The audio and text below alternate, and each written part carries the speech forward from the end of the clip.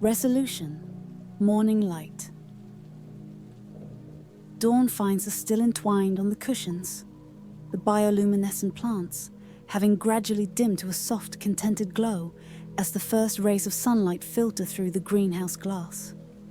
Adrian's breathing is steady against my neck, one arm wrapped protectively around my waist, and I've never felt so completely at peace. The city is waking up beyond the rooftop garden. I can hear the distant hum of early traffic, the occasional car horn, the sounds of a world returning to its routines. But here, in this impossible sanctuary Adrian has created, time moves differently, more gently. Adrian stirs as golden light touches their face, eyes fluttering open to meet mine with a smile that could power the entire grid of bioluminescent plants around us. "Good morning, beautiful," they whisper, voice rough with sleep, but eyes bright with contentment. "Morning," I whisper back, marveling at how natural this feels.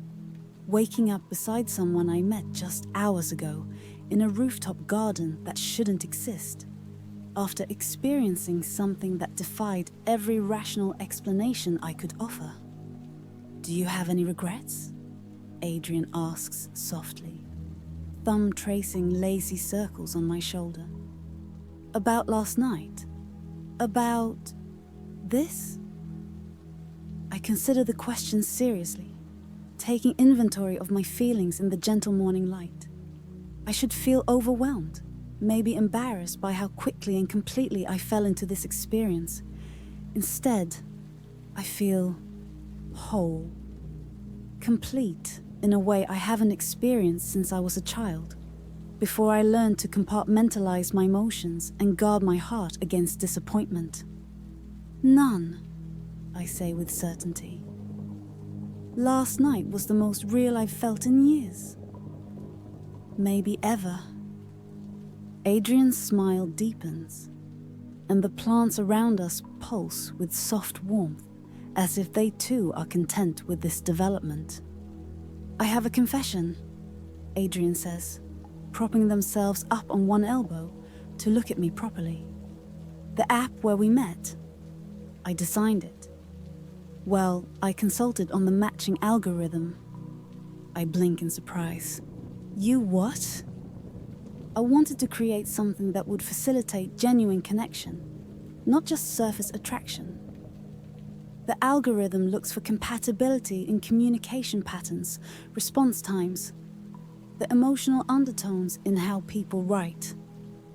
Adrian's cheeks flush slightly.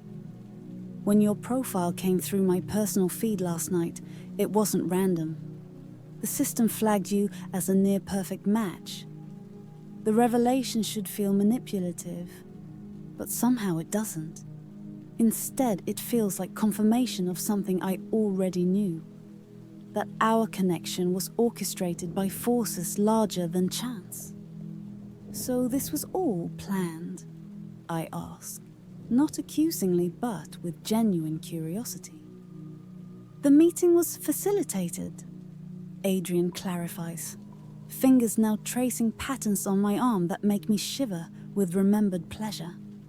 "But everything else, this connection, this energy between us, the way the plants respond to our proximity, none of that can be programmed or predicted." Adrian pauses, vulnerability flickering across their features. "I've been trying to solve the problem of authentic connection in a digital age for years.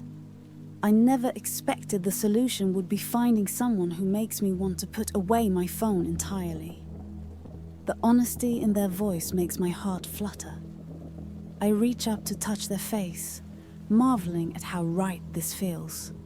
Morning light, garden scents, the warmth of skin against skin without the barrier of screens or carefully crafted messages. "What happens now?" I ask. "When we go back to the real world?" Adrian captures my hand, pressing a kiss to my palm. "We take this with us. The knowledge that real connection is still possible, that we don't have to settle for digital approximations of intimacy. They gesture to the plants around us, still glowing softly in the morning light. We remember that some things can't be quantified or optimized. They can only be felt.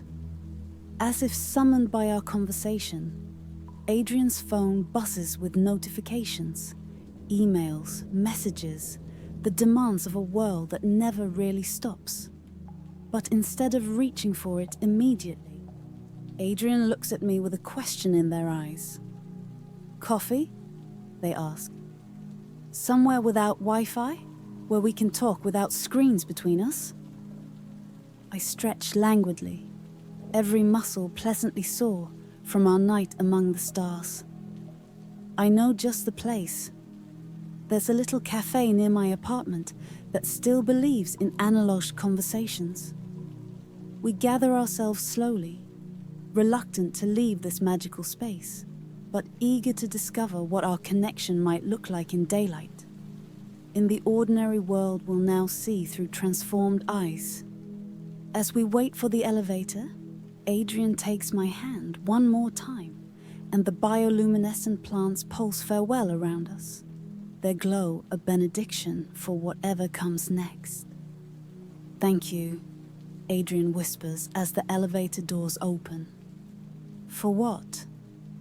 "For reminding me that the most advanced technology is the human heart. For showing me that some algorithms can't be improved upon. They can only be trusted." The elevator carries us down toward street level, toward coffee and conversation, and the beautiful uncertainty of a connection that began in pixels but bloomed into something irreducibly real. And in my pocket, my phone stays silent, because some moments are too precious to document. They can only be lived, felt, remembered in the glow they leave behind. The most powerful connections happen when we look up from our screens and into each other's eyes.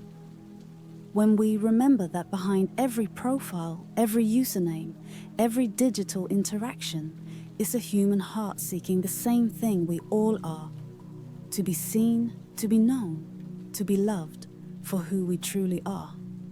Sleep well, dear listener, and may your dreams be full of electric possibilities and bioluminescent gardens where authentic love still blooms. Thank you for spending this velvet hour with me, letting these whispered stories carry you deeper into the night, until our paths cross again in dreams and darkness. If this story touched something deep within you, let me know in the comments below. Your words become part of our midnight community.